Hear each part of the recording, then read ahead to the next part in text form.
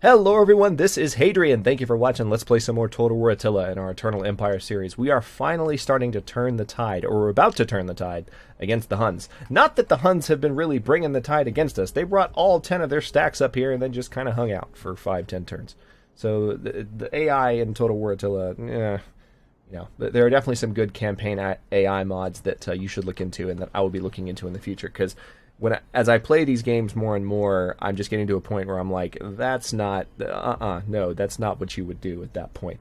The Huns had every ability to just completely destroy everything up here, because I had very little defenses, and instead they just kind of hung out and took money. So, just not aggressive enough considering what you would think the goals of Attila would be, because Attila literally wants to watch Rome burn. He wants to sit on a hill and just watch it burn. That is his goal in life. And we, of course, are not the literal Romans because he's already burned Rome. Well, he didn't burn Rome, but somebody did. But we are the only remaining viable Roman Empire. The Western Roman Empire is just here in Genoa. This is all they are.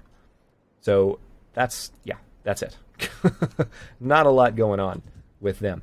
But he instead just kind of hung out for a little bit. So what I'm doing with my armies at the moment, I have 2 on their way up here. And then I have 4 still in the Middle East. I'm going to leave 3 in the Middle East once we've kind of dealt with some of these major stacks that are left behind. Once we've secured this area that we've just conquered, I'm going to peel 1 more army out of here so that we have a total of 7 armies up here helping to defend Constantinople. And then we're going to start branching out. We're going to retake Scupi. We're going to retake Viminacium.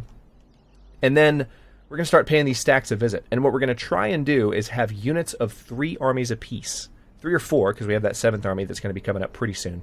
And we're going to use them to kind of attack these little groups of stacks that come in so that when more stacks try to come in from our borders, they don't have 10 stacks. We can reduce them down to 8, and then to 6, and then to 4, and then you've got a more manageable number. Now, I'm not naive about the way the Huns work, particularly on hard difficulty. They will just randomly spam more stacks at me that just appear out of nowhere. So it's not like I can just magically reduce them from 10 to 4 and then be happy and then kill Attila. By the way, speaking of killing Attila, the way that works is you have to kill him basically 3 times. You will defeat him in battle once and he'll run away. You'll defeat him in battle again and he'll be wounded. And it'll say he's been wounded and his men are starting to doubt him. And then you defeat him in battle the 3rd time and he's actually dead. That is the way it worked in the Western Rome campaign that I was just using to test the hard building effects mod. Speaking of that mod, I want to say a real quick thank you to all of you who have downloaded and are playing with that so far. I appreciate the positive feedback, and I appreciate you guys for supporting the mod. It's doing really well in the workshop still as I record this, and I'm thrilled about it. It's awesome, and I couldn't do it without your support, so thanks. But anyway, the Attila situation is that you have to kill him 3 times. Now, I don't know for sure that you have to kill him 3 times, but that first battle where he ran away, maybe I didn't manage to actually kill him. So you have to kill him at least twice, because the first time he's wounded, the first time you literally see him get wounded, or see him fall, that's him getting wounded. So anyway, we've got 2 armies on the way back up, and the rest are down here. I'm going to go ahead and end the turn, because we have no money left. Oh, wait! Governor's leveled up. We could use this to get a little of extra words to get a little bit of extra income, but that's not really a lot, is it? It's like less than 200. Okay, well, in that case, yeah, I'm just gonna go over here and keep building towards this direction so that our governor or our emperor can have Vir Illustris as soon as possible. We're just gonna branch out. We need everything in the skill tree before we can give him this awesome final bonus down here. Marcus Caecilius Tertus is our governor in Ctesiphon, so we're going to have him set up there as well. And now we're going to end the turn. And we're going to see what the Huns are up to. So we've got our work cut out for us in fighting against the Huns, but now that we're actually going to have armies in play that are capable of fighting against the Huns, it'll be a lot easier to go out and... I've been turtling, basically, about Constantinople. Just like, oh god, please don't kill my capital. You can kill everything else, but don't kill Constantinople. But now that I actually have armies in place, I can branch out a little bit and start to be a little bit more bold. One thing I need to do is retake Corinthus now that these Western Roman rebels have very kindly rebuilt the city heart of Corinthus. Actually, it looks like Attila is going to get it right now, as a matter of fact. Not Attila himself, but one of his stacks. I am so surprised that the Western Roman Empire is still around at this point. Somebody just needs to march in and finish them off. Oh, Parthia wants peace. That's cute. No. No, 1,000 times. No. Not interested. Sorry. Septimus Turilius Taurus has possibly secured the hand of a pretty good bride. Extra influence and extra authority per turn. Good for you. Get yourself married, son. Alright, so let's see. Public order here is great. Another thing I need to start thinking about doing is saving up money, because the Eastern Roman Empire has this handy little ability that gives you interest on your treasury at the end of the turn. But in order to have, say, just an extra 1,000 income from that, I have to have, I've said this in the series before, I have to have 20,000 money in the treasury. And right now I'm only making about 20,000 per turn. I would much rather spend everything right now to really, because I'm trying to develop these properties, these territories as rapidly as possible. But I think what I'm going to do, just to test what it's like to use that effect more wisely, I'm going to spend 10,000. I'm going to basically spend all the way down to 10,000 here, and then I'm going to stop. I'm just going to stop. I'm not going to do any more. Also, let me see if there's anyone I can put in these positions. Someone very rightly pointed out in the comments, and I appreciate this. I don't know why I didn't notice, but the reason I couldn't promote some of these people is they didn't have enough influence to assume these positions. Which is weird, because sometimes you're trying to promote someone to a position and they've already held it. It's just like, why wouldn't they have that influence? But there you go. Alright, let's see. This province is going to need food. So let's go ahead and upgrade their cattle pens all the way up, so that that situation can be resolved sooner than later. This province is doing okay food-wise. These are stables. I mean, frankly, I think these need to be converted to another type. Yeah, I'm going to convert these to cattle pens. And speaking of food, we can upgrade this food market as well. I'm just trying to invest money. Oh, good, Betis here.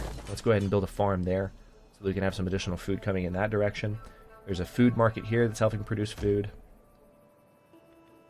Ramotia need to upgrade their cattle farm. Pura, we definitely need to build waterworks there so that they can have their sanitation problems dealt with and start building an aqueduct in the future. And speaking of income, I'm going to go ahead and build this adobe maker, and there we go. That's our 10,000. I'm going to leave it. I'm going to start trying to save 10,000 every turn. How may I serve you? That's the plan. So this army is almost to Constantinople. Actually, in the next turn, they're going to be able to move in and turtle up next to these other armies. And then we're going to start acting less like a chicken, because we have more armies in the area, and we can actually stand up to Attila a little bit. Even though, again, he hasn't been doing anything. It's not just kind of disappointing, it's really disappointing to watch that happening. Alright, so I'm looking at food amounts here. So we definitely got that food incoming. Is there anything else in the area that is recruitment related that I can just break down? See, that's a good amount of extra wealth. I want to leave that up. Yeah, see, Spahan has really good wealth production buildings here, so that's helping bring in income. I hate to break these down, but I need to break one of them down in order to build things that will actually help me, because they've already got a gold mine here anyway. I need to break one of these down. Let's see. Yeah. I'm going to break down the mosaic cutter turn by turn in Spahan, so I can replace it with something that can bring in more Roman culture faster. And in Stalker, oh yeah, in Betisir I was going to have, I do definitely need to build an additional barracks down here, because I'm setting up to have unit production down here. Oh wait. I can't spend any more money. I can't do that. I'm at my limit. I don't want to spend more than 10,000. So, okay, how is public order here? It's improving pretty quickly. Public order in Isitis is even better. So I can probably move this army forward a little bit, but how far forward? Okay, I'm going to put them right here. I'm going to have them fortify so they recover. And this army in Raga is going to do the same thing. I'm just going to move forward a little bit. Actually, I'm going to set them up in ambush mode. So if those idiots decide they want to come towards Raga, they're going to be in trouble. Actually, you know what? I'm going to do the same thing here. We'll see if they are stupid enough to try and come in and hit one of our armies that way. Because then we can definitely kick the crap out of them. Alright, I think that's all I want to do this turn. Furious Aulus Magnus, governor in Antioch, has leveled up, so let's just go ahead and give him some more abilities that'll move towards Vir Illustris as well, and end the turn. And now in this next turn, our armies will arrive, and I'm going to let the turn pass one more time so that everyone has full movement points with Constantinople as the origin of the movement, so that they can really go out together and start doing things. I might have one army branch off and go ahead and retake Corinthus. That would be handy.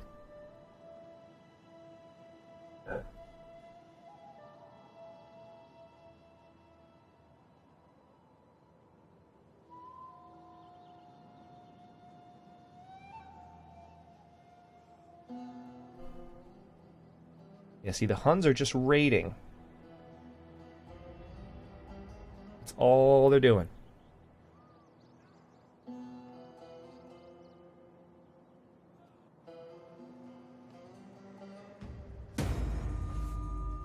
Memia Flavia Severa has died at the age of 63.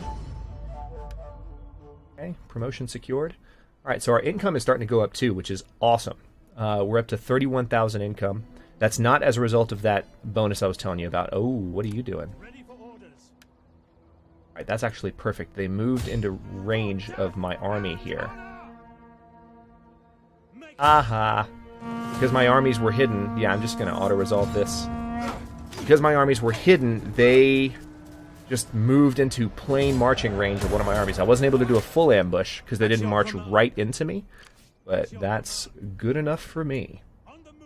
Alright, so that's really going to weaken the Afrigids armies in this region, which is really good. So on the move.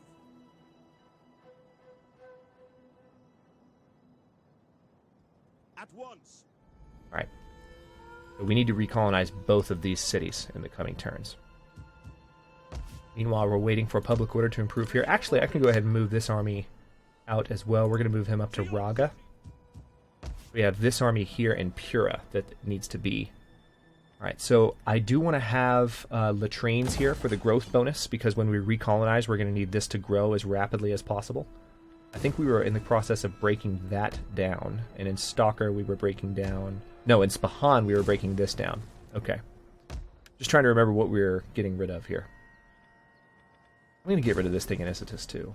As awesome as all these extra buildings are that are income related and public order related, I think we can do better if we Romanize the province and do Roman buildings. Alright, so now I'm going to try and leave 20,000 income this turn in my... I'm going to leave 20,000 money, rather, in my... You know what I'm trying to say. In my treasury. That. Alright. Food is okay here, so we're going to go ahead and build a... Let's build a theater, because that's less wealth but more Roman religion influence. I'm going to build that as well, because we really need to crank up the Roman conversion of this. Oh wait, no, we're not going to do that much. All right, that's good. That's all the money I want to spend. We're just below 20,000, but I'm happy with that being the mark. Now these armies have arrived, so we're going to get this one here. We're going to have him hang out. And get this one here. We'll have him hang out. Waiting for orders. And we now have 6 armies, finally, defending the capital, so that the Huns won't be able to mess with us. And there's one little Hunnic stack that just is hanging out down here that we might have to play with. We'll see how that goes. Let's... Alright, I think that's all I want to do this turn. Any positions that can be filled up? I bet someone can take that last military count slot now, because I just promoted someone out of it. Yep. Perfect. Alright, let's end the turn. So next turn we're going to have 30,000 in our treasury, which is just going to help further boost the income that we're bringing in every single turn. Which is going to bring us to 1,500 extra income every turn by having that amount of extra gold. unspent. So, actually, come to think of it, we are in a position to really take advantage of that bonus finally and have a much better income than we otherwise would, because we're using that bonus that the Eastern Roman Empire has. And some of you have been yelling at me for the entire series to use it. I know. I have this vicious habit of spending all the money that's put in front of me when I play this game, because I'm trying to move as quickly as I can. What are you doing? I hope you know what you're doing, because I'm about to send armies out. We're going to start conquering. Alright, so Scupi and Viminacium are on my radar first. Okay, we're going to use his political influence, not the Emperor's, to secure that promotion. Looks like the weather is a little rough in this area. Alright, I'm going to go ahead and move this army out of the snow. Well, no, I'm just going to have them fortify. They can hang out there for the winter. That's fine. This army here, what's this? Alright, Khorasan. There is absolutely nothing. This is an entirely desolate province. So I'm going to go ahead and colonize this. Our income is still around 20,000, or 30,000 rather. I'm going to go ahead and build this initial city. Let's see what else we need to do down here. Oh, we definitely need to upgrade Pura. Oh my god, yes. We're going to dismantle this plaza at long last. We're also... What else do we need to do? There was... Yes, we need to get rid of this building. And I think this one in Issitus as well, we were downgrading. So now we need to leave, like I said, 30,000.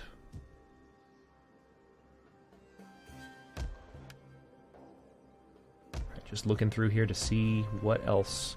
Now let's go ahead and build the temple precinct here. Start bringing in more Roman influence. You can already see Greco-Roman paganism is passing Zoroastrianism. It's not really much more powerful, but it's already more powerful in Media Atropatene than any other religion. So it's doing quite well. Yeah, 37.9% versus 33.9%, and it's rapidly growing. So that's good. We've conquered all this extra territory. We need to convert it as rapidly as possible. Because religious differences do play a role, see there, in public order. There's a -5 public order effect right now in Spahan. Now, granted, Spahan still has 100% public order, so it's a moot point, but it's just important to keep an eye on that.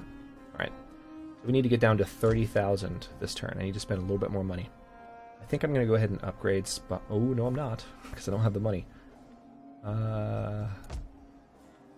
Let me go ahead and upgrade the skirmish engineering. There we go. Or wait, no, even better. I'm going to upgrade Betis here. That's what I'm going to do. And then I'm going to have... Is there anything else, like, cheaper that I can do, really? Doesn't seem like it. Yeah, I can upgrade these sheep pens in Raga. There we go. Bring in some additional food. Alright, now we're at 30,000, and we have these forces ready to move. So let's do some stuff with our armies finally, shall we? Also, this army needs to be built up. You know what? We'll do that next turn, so... Yeah, I'm actually going to do that. I'm going to move them next turn, because it's snowy right now anyway. They would suffer attrition. Vetius Epidius Dives. Ah! Spy. It's leveled up. You're just helping with corruption. Anatolius Canutius Fronto.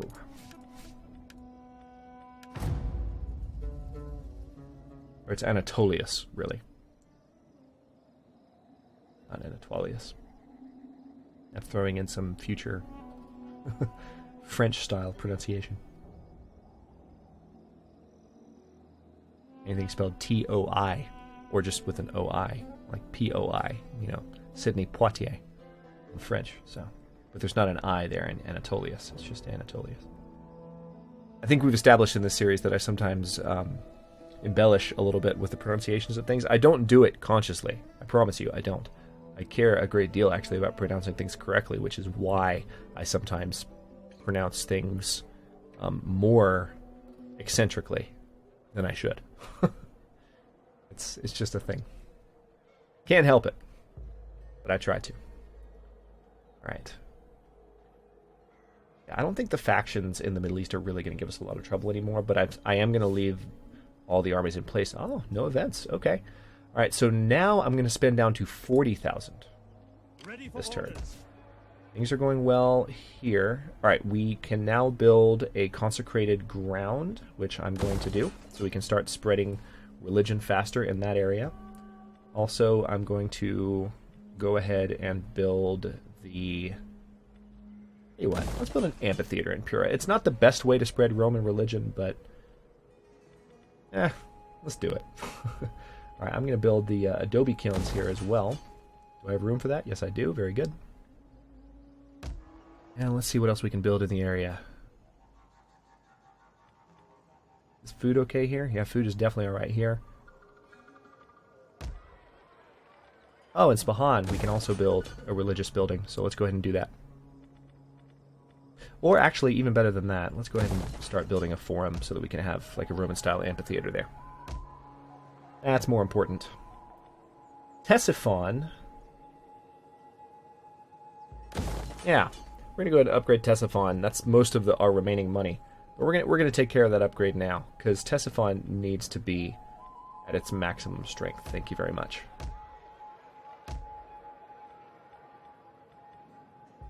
And then I'm gonna upgrade these cattle pens in Betis here. So that's all of our money for the turns. Not all of our money actually, but Commander. Now let's see. Oh, you know what? I completely forgot. See, I'm having to get used to this. I'm trying to save a certain amount of money every single turn. So let me actually go in and maybe cancel some of the upgrades I just set up. So let's cancel that one. And let's cancel the Ctesiphon one. We can do that later, because that's a lot of money, and I can use that money to train troops. So this army, for instance, needs to have 1 more Praetorian cavalry and 4 more shock cavalry. Alright, this army's set up. That army's set up. Most of them are set. Right, yeah, the 2 armies that just arrived are the ones that need to be upgraded. So these guys need to be disbanded. Replaced by crossbowmen. These guys will all be finished training next turn. Okay, 2 turns to finish off this one.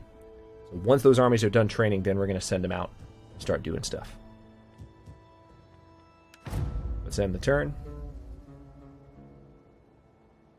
So far, even though we're saving all this money every turn, I mean, there's not a noticeable impact yet. But right now, at this point, we should have an additional 2,000 income coming in because of this.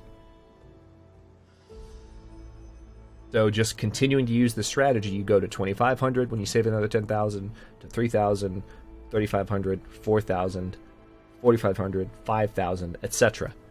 And before you know it, you're looking at 10,000 extra income because of all the money you still have in the bank, which is good. But at the same time, it's tempting just to spend it all so that you can fully improve yourself sooner. You're being conservative for the sake of gaining that interest. It's not necessarily. It's not a perfect tactic. It's just a different way to do it.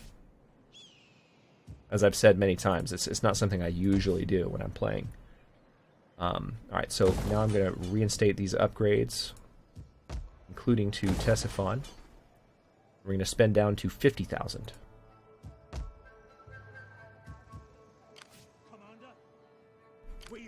And I'm going to recolonize. Let's see. This army can get to Abarsar, so perfect. Recolonize here. Alright, so we've recolonized Harev, and it looks like there's another... Oh, there's another province in Makran. I forgot about that we still need to colonize. So we're going to move you to Abarshar. And then this army may be able to hit Dagestan in the very next turn. If I move them here... Your next command. Okay, I can't... Damn, I moved them a little bit too far. But they'll still be able to hold their own. Alright, things down here, how they doing? Public order's still kind of crappy. Not surprising. Alright, and then we have one more turn. Let's go ahead and end the turn. We have one more turn before everything is fully done training over here. The Huns are continuing to not be a threat.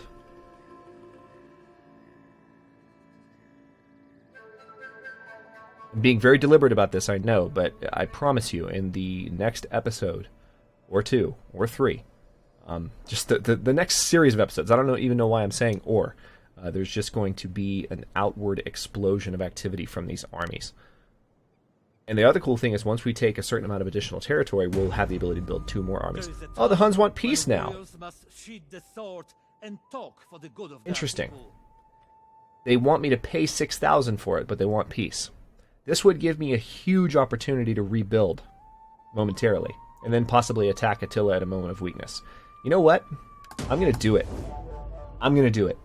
I wouldn't normally do it, but I feel like, well, actually, yeah, I feel like maybe I would normally do it. Like, right now, there's so much land just waiting to be retaken. See, now they're going to come in and start raiding, which is going to be annoying. But the thing about when you make peace with any AI in Attila is as soon as they feel like they have peace with you, they can just roam through your lands and just kind of do what they want, which you would think that's a bad thing. But when you are trying to get them right where you want them, to where, like, let's say Attila was hanging out near one of my armies, and he thought we were at peace, and all of a sudden I was like, just kidding, declare war, he can't escape. It's a really easy way to get that victory without having to chase him around the map. It's actually easier to kill Attila by tricking him. So, alright, natural causes, Domitia Flavia. Some of our offices have expired. Let's take care of that real quick. This guy can be promoted to Master of Horse, so let's take care of that. This guy can be promoted to Master of Soldiers. We're going to need another Master of Soldiers in the coming turns.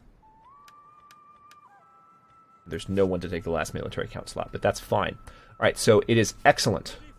It is absolutely amazing. Scoopy is not a walled settlement, and it's not protected. So guess what? This army's moving right now by itself. Laying siege to the settlement. Boom. We've retaken Scoopy. We're going to occupy it. We're going to repair it.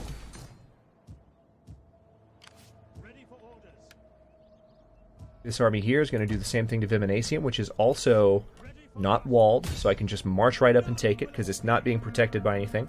The Dacians, who held Scoopy, they're hanging out nearby. But these armies are way too advanced for these rebels that I'm fighting. We're going to retake that land real quick. I think I might actually fight the battle when I retake Corinth, because I just think it'll be a majestic battle to watch. Alright, we're going to repair that area. And there's a lot of growth here. Holy crap. A lot of growth. Wow. Serdica's really ready to be built into something more. Maybe I can build like a forward recruiting base here, so I can pump out armies even faster in this area. That's not a bad idea. But, okay. Well, before I go any further, like I said, I'm very likely to actually fight the Battle for Corinthus. It's not a battle that's going to be difficult, but I want to actually march on Corinthus. Even though it's going to be mostly in ruins, I want to march in with a Roman army and retake Corinth properly, as a symbolic way of saying that our armies have arrived, and we are going to retake this territory that was burned by the Huns, and reestablish our control of this area as we prepare to move on the Western Front, which is coming in the next series of episodes. So I will do that in the next one and in the ones following that. Thanks very much for watching. If you enjoyed, don't forget to like the video and subscribe to the channel if you're not already. I upload new episodes in Eternal Empire every day at noon, Eastern Daylight Time, which is GMT-4 for those of you not in the States, and comments are always welcome. Let me know what you think, and I'll see you in a bit.